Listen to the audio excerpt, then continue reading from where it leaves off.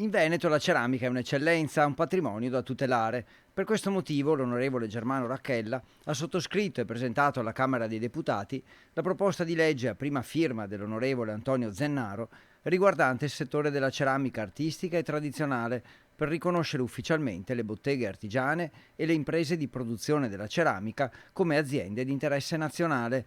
L'obiettivo è dunque assicurare la tutela e la promozione della ceramica artistica e tradizionale anche attraverso la scuola. Io volevo fare un accenno importante, non dobbiamo dimenticarci della scuola.